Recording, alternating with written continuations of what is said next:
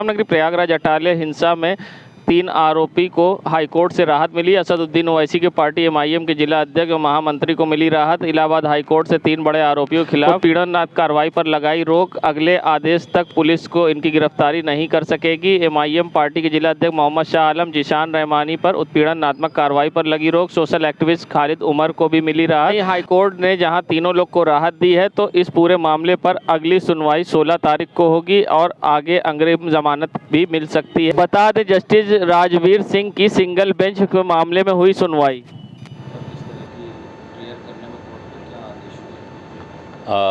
अटाला में जो 10 जून को घटना हुई थी उस पे प्रशासन की ओर से एक ही बात कहते हुए तीन एफआईआर 2 करेली थाने पे और 1 खुलदाबाद थाने पे दर्ज की गई है, जिसमें से खुलदाबाद थाने पर जो एफआईआर थी केस क्राइम नंबर 118/2022 उसमें शाह आलम, उमर खालिद और जीशान रहमानी की ओर से हम लोगों ने अधिवक्ता मंच की ओर से हाईकोर्ट के समक्ष अग्रिम जमानत के लिए आवेदन दिया था और उस पर जीशान रहमानी की 2 सितंबर को बेल की सुनवाई के समय कोर्ट ने सरकारी वकील से पूछा कि इनकी उपस्थिति का क्या सबूत है आपके पास, और उसमें टाइम दिया गया उनको कि आप जो है 1 घंटे के अंदर देख करके कागज़ ठीक से फाइल पढ़ करके बताइए।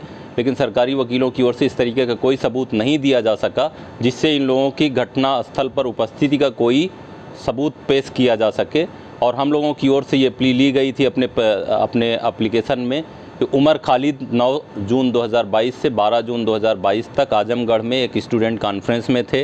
वहाँ के स्टूडेंट कॉन्फ्रेंस के जो कोऑर्डिनेटर थे उनका एफिडेविट लगाया गया है आजमगढ़ में उमर खालिद के उपस्थित रहने का। इसी तरीके से शाह आलम 10 जून को पूरा दिन अपने घर पे मौजूद थे और इस बात का सीसीटीवी फुटेज में रिकॉर्डिंग है जिसको हम लोग कोर्ट के सामने लेके गए थे। कोर्ट ने कहा उसकी ज़रूरत नहीं है तो हम लोगों ने प्ले नहीं किया। और इसके इतर प्रशासन के पास इस तरीके का कोई सबूत नहीं है। जो सीसीटीवी फुटेज उन लोगों ने जारी किया था उसमें कहीं से भी ये लोग नहीं पाए गए। इन लोगों को सिर्फ इसलिए कि ये नागरिकता आंदोलन में इन लोगों के ऊपर संदेह के आधार पर प्रशासन ने एफआईआर दर्ज किया था। इसी आधार पर इस केस में भी इन लोगों को इम्प्लीकेट किया गया, जो कि गलत है। और इस बात को देखते हुए कोर्ट ने बहुत सख्त लहजे में सरकार से लिखित जवाब मांगा है कि आप अगली तारीख से पहले इन सारे सवालों का जो हम लोगों ने उठाया है पुलिस की कहानी पर, उस पर जवाब लगाइए और 16 तारीख को फाइनली अग्रिम जमानत पर सुनवाई होगी। तब तक के लिए कोर्ट ने इन तीनों लोगों को किसी भी तरीके से कोई भी कोअर्सिव एक्शन इन लोगों के खिलाफ करने से पुलिस को रोका है। दुखद बात यह है कि एफआईआर के तुरंत बाद 25-25 हज़ार रुपये का इनाम घोषित करना, प्रशासन का इस तरीके का रवैया, एक ही घटना पर 3-3 एफआईआर करके एक तरीके से निर्दोष लोगों को रविश कर देना, जो प्रशासन का काम निर्दोषों को बचाना है, यहाँ पर इन लोगों के साथ उल्टा होता दिख रहा है कि प्रशासन उल्टा इन लोगों को रविश कर देना चाहती है। जिस तरीके की कहानी बनाई गई है इसमें माननीय उच्च न्यायालय ने बहुत सख्त हस्तक्षेप किया है, बहुत वाजिब हस्तक्षेप किया है और इससे न्याय की उम्मीदें ज़िंदा हैं।